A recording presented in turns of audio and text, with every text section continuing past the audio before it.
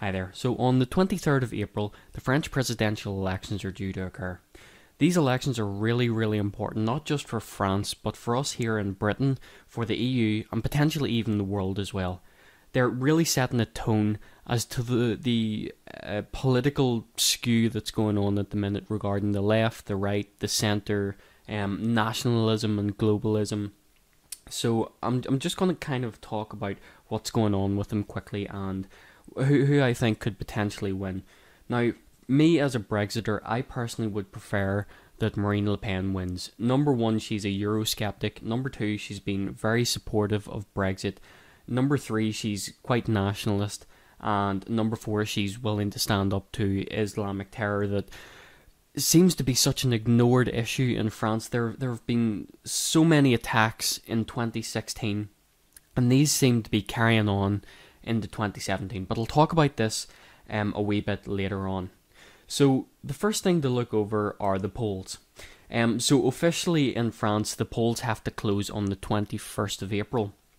So the most recent polls seem to suggest that the two candidates going through to the second round are going to be Emmanuel Macron, who seems to be in first place by a very slight lead, and in second place will be Marine Le Pen. In third place is likely to be François Fillon, and in fourth place is going to be Jean-Luc Mélenchon. Now, Macron was a socialist under François Hollande, and a lot of people very much suspect that he's just going to be a continuation of Hollande. And that's kind of interesting because François Hollande was so unpopular that he actually had to, he was kind of forced to drop out of this presidential election. Macron has started his own party called En Marche, and before he was a politician or working in politics, he was an investment banker for the Rothschilds.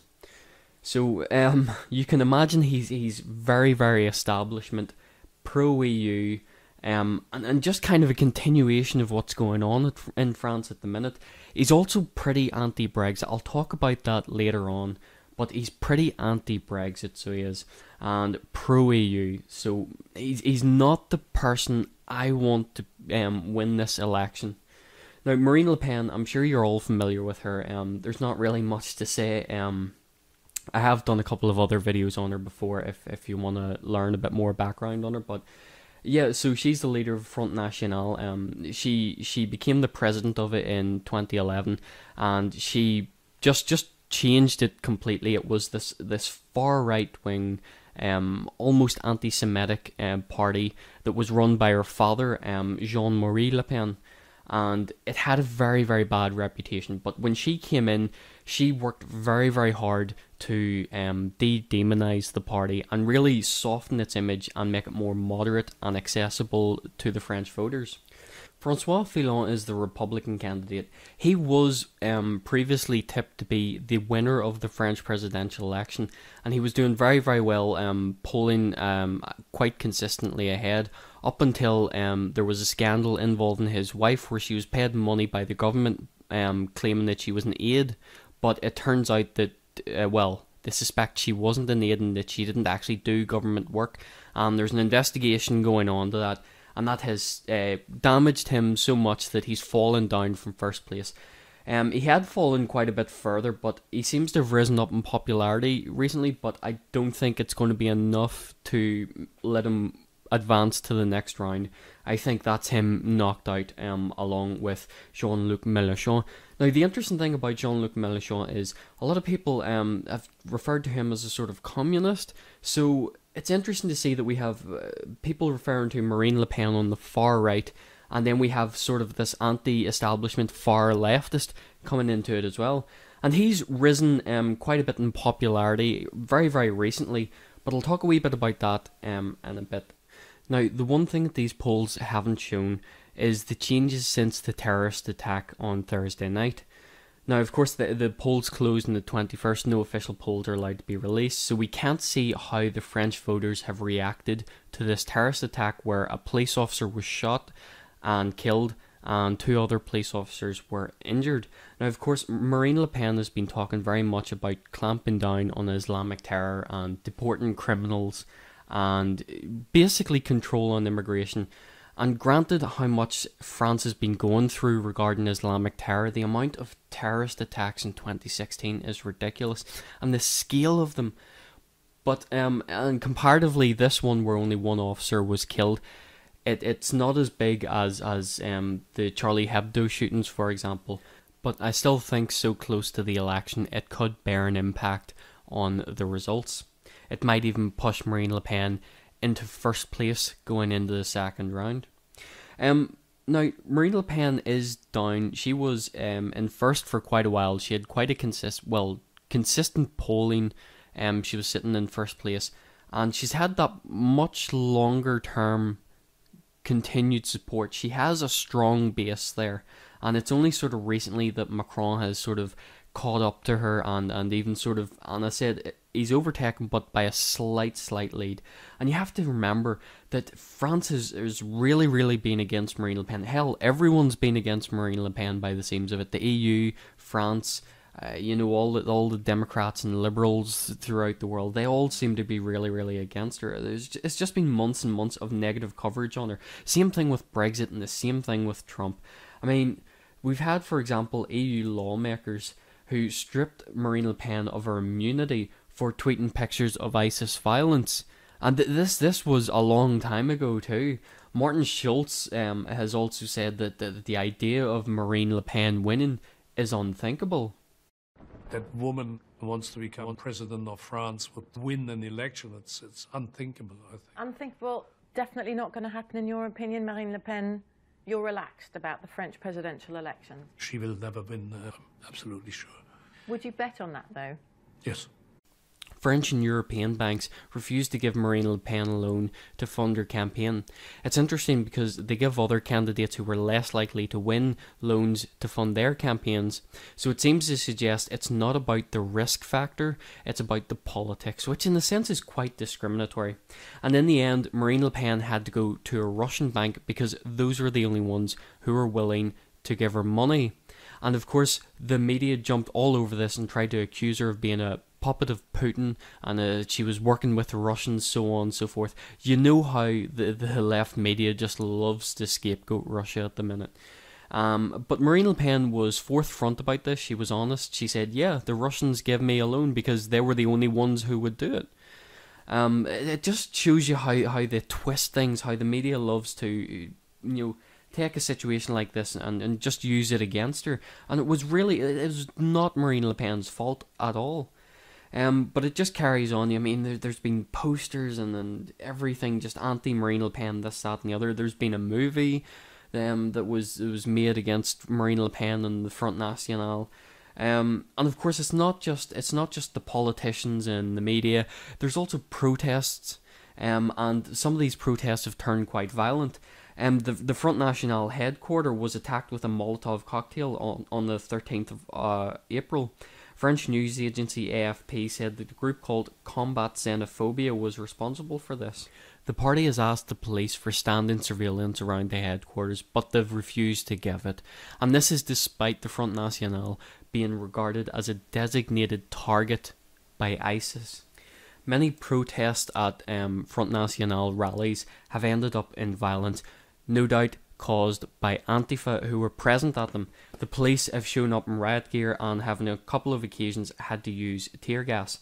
There was another incident of this happening yesterday, the day before the election is due to be held. So Marine Le Pen has no shortage of enemies, that much is clear. But interestingly enough though, she also has a massive amount of support globally. And this is something we haven't really saw before. I mean, how many people really recount being so involved in these French elections before, or any elections across Europe for that matter? I mean, how many people really cared about the Netherlands elections before Geert Wilders came along? How many people really cared about the German elections before the AfD came along? So these sort of events happening throughout Europe, the Eurosceptic movements, and especially with people like Marine Le Pen, this is definitely helping to give her a great boost. I'm seeing comments from people in America saying that they're supporting Marine Le Pen. Even Trump has come out and said that he thinks that she stands a good chance of winning, or at the very least he said there that the attack will give her a boost in the polls. And that is definitely true. So, she does have her supporters. She's gained a boost from the LGBT community as well. It seems as though 25% of the gay community in Paris support Marine Le Pen, whereas only 16% of straight voters favour her. Now, one of her main advisors and one of the vice presidents of Front National, Florian Philippe, he's a gay man as well. So this helps to soften that ultra-Catholic old image of the party being homophobic as well. This rise in support from the LGBT community seems to have come after the attack in Orlando, and of course they would have a reason to fear Islamization in France as well. A man called Mathieu Chautrin was the winner of a gay magazine, the gay magazine Tatoo's annual beauty contest, and he has come out in open support of Marine Le Pen despite controversy within the community. The worst person I could see winning this election would be Emmanuel Macron, and unfortunately it's looking as though he's going to make it through to the second round. He's a very pro-European establishment character, so he is. As I said, he worked as an investment banker for the Rothschilds, so he doesn't exactly keep the best company, and he's just going to be a continuation of Hollande's policies. Worse still, he seems to be pretty anti-Brexit as well.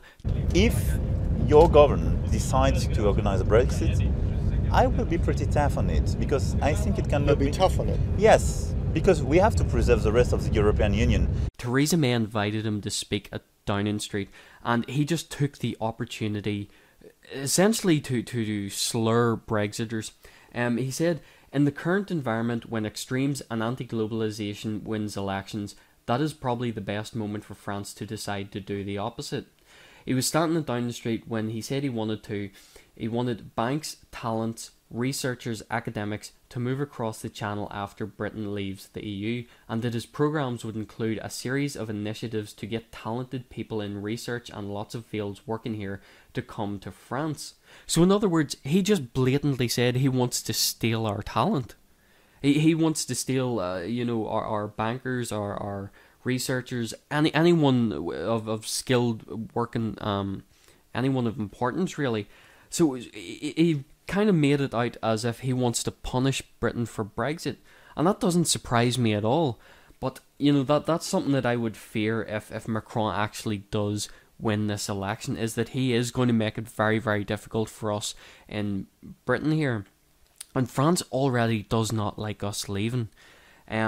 The only good outcome I can see is Marine Le Pen winning, because she was very, very supportive of us, and I think that she would carry that on and even try to strengthen a tie if in the off chance that France would vote to leave as well. The worst thing that I could see though happening is, say for example, Macron actually does win this election cycle. Depending on what happens within the next 5 years to the 2022 elections, Marine Le Pen might gain even more support and then stand a really good chance of winning the next time. But between now and then, that's about 5 years. That's quite a long time for the EU and Macron to strengthen the ties between France and the EU, making it much more difficult for Marine Le Pen to leave, or even impossible. I think that they will use that time very, very wisely. They won't take any chances next time. And that again, it just seems to be the worst case scenario for me. I can't imagine Macron turning out to be good for us.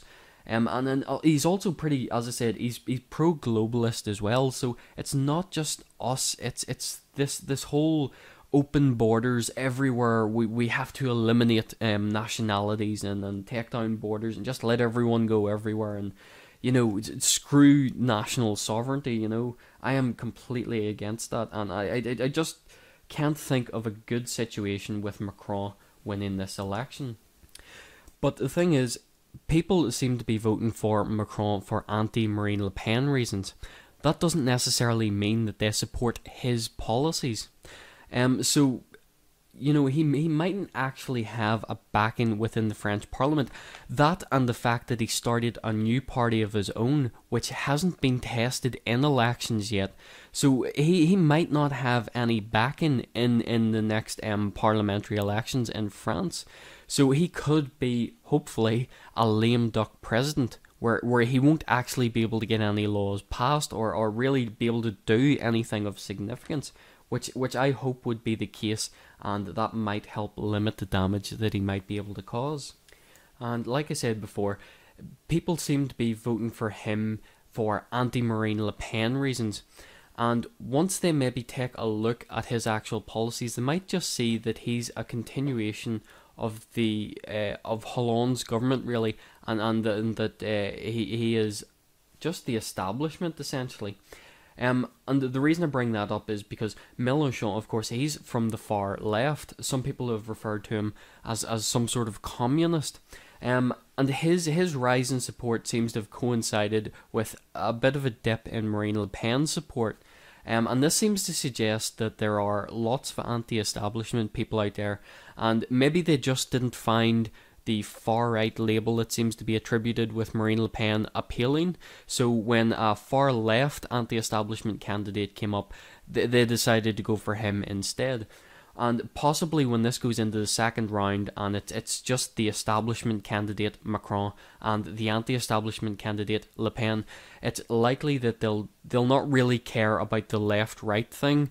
They'll just more prefer the anti-establishment candidate.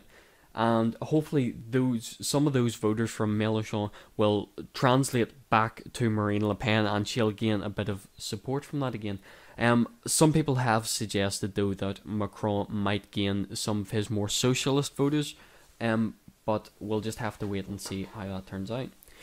Even if Marine Le Pen does lose, she still gained quite a lot of support and popularity, and it's likely that when the parliamentary elections come along, her party's going to gain quite a few seats. And hopefully, if she doesn't win this round, she might win in 2022. And again, maybe she'll have a bigger backing from the French people in order to initiate Brexit. But I don't know. That's quite a bit in the future. It's very hard to predict what could happen then.